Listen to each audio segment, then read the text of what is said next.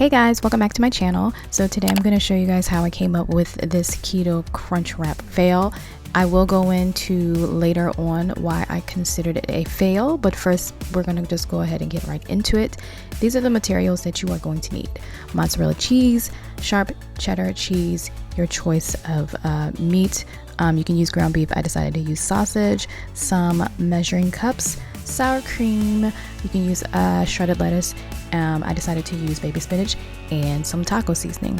Now first I'm going to begin by making the foundation of this entire wrap, which is going to be the keto version of bread, and that is mozzarella cheese. All the ingredients and how much you need will be in the description box below, but with the mozzarella cheese you're going to put it in a microwavable safe bowl, and you're going to heat it in the microwave in like 30-second increments until it gets to a certain consistency, which I will show in the next clip. And I also failed to mention that you will also need almond flour and 1 egg. But after the mozzarella has melted in the microwave, this is what it should look like. And you're gonna go ahead and mix that until it looks like, you know, dough of some sort. Right, so after you have the mozzarella cheese mixed, you're going to crack your egg into a bowl separately.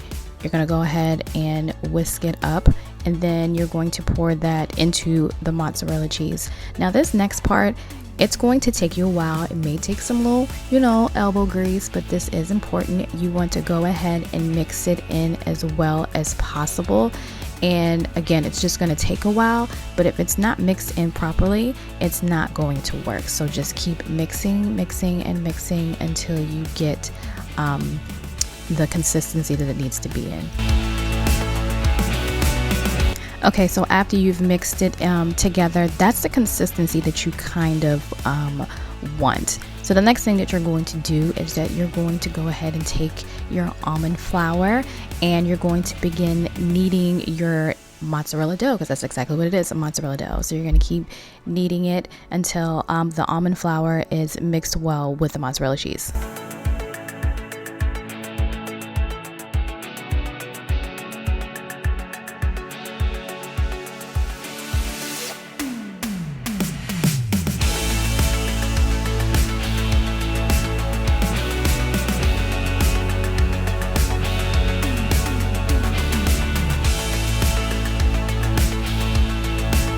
Okay, so now while you're mixing this, you may deal with, you know, your dough being sticky. So after that, you're going to want to stick it in the refrigerator to firm up. After this, I'm just going to go ahead and start cooking my sausage. Again, you can use ground beef if that's what you would like. I think this particular day, the ground beef, you know, the selection, or not even the selection, but the supply was low in the store. So the next best thing is sausage. So go ahead and cook that over medium-high heat, and then you're going to go ahead and add your taco seasoning. You're going to add as much as you would like. I think I used about half of a package, but you're definitely going to want to taste test this after it's cooked, and then add more taco seasoning depending on how salty or, you know, how tasty you want it.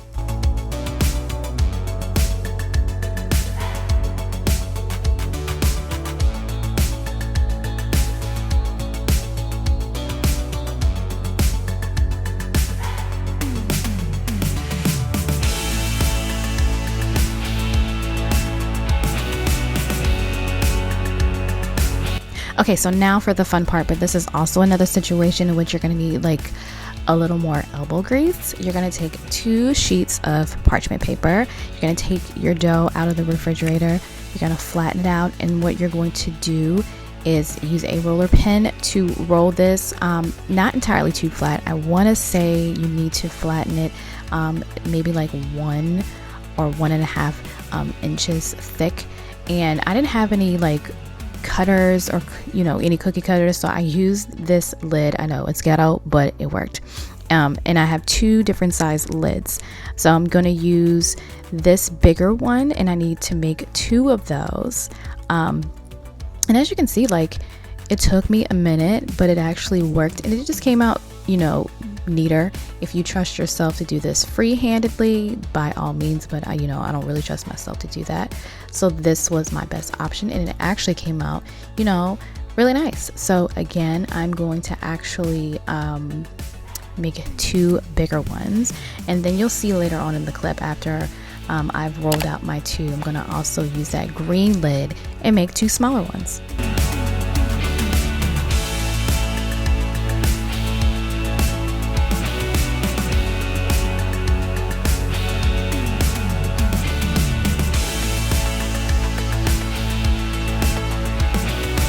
Okay, so after you're done with everything, this is what both sets should look like. And then what you are going to do next is you're going to go ahead and preheat your oven to 350 degrees. I do recommend doing that first, but sometimes you just work backwards, and that's what I was doing on this day. Now the next thing that we need to do is make the crunch part, and this is when I started considering this a fail. Well, not at this moment. I actually consider this a fail after the fact, but I'm going to explain why this is what makes it a fail. Now first, this is supposed to be the crunch part. You're going to take some cheese and you're going to form it in a circle, and you're going to heat it in the microwave for, I believe, 2 minutes, but make sure you keep an eye on it. If you have one of those microwave covers, go ahead and put that on top of it so the cheese doesn't just go everywhere. And at this point, I'm just checking on my sausage to make sure it's cooked thoroughly. But yeah, this is what it should look like after 2 minutes. It's definitely crunchy. If you guys have never had your cheese like this, you're missing out, okay? And you're gonna want to make 2 sets of these, because again, we're making 2 failed keto crunch wraps. But make sure you make 2 of these, and then the next step, I'm going to show you how to assemble the crunch wrap.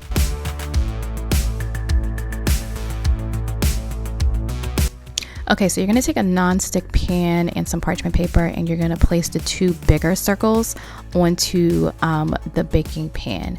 Then I'm going to take my sausage, and I want to say I added at least 3 tablespoons of sausage to it, and then I'm going to put the crunchy cheese on top of it. And as you can see, it's a little big, so I had to just chip away at some pieces to make it fit as it should. And that one is just obnoxiously ginormous, but I made it work.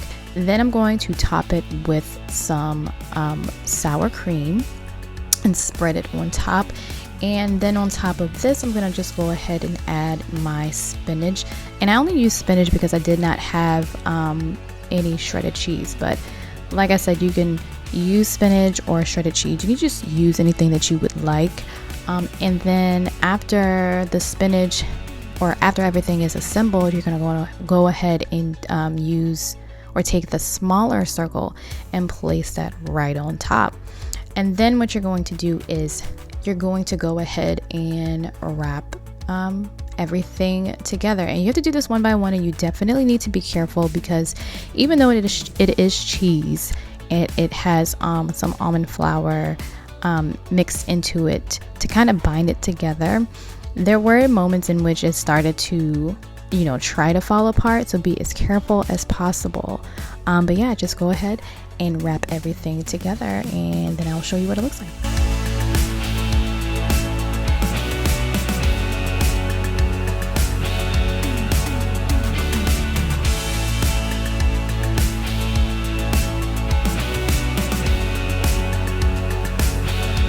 Okay, so this is what it should look like, and all I did was just flip it over because this is how it's going to be baked in the oven. Now what you're going to do next is obviously you're going to place it into the oven to bake, and you're going to leave it in the oven for about 20 minutes.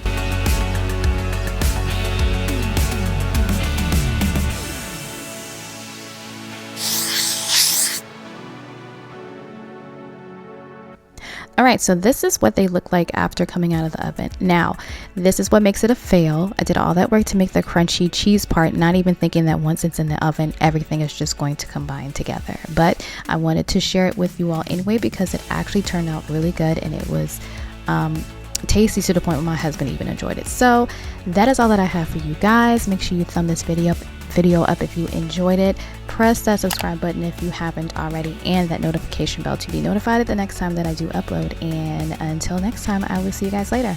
Bye.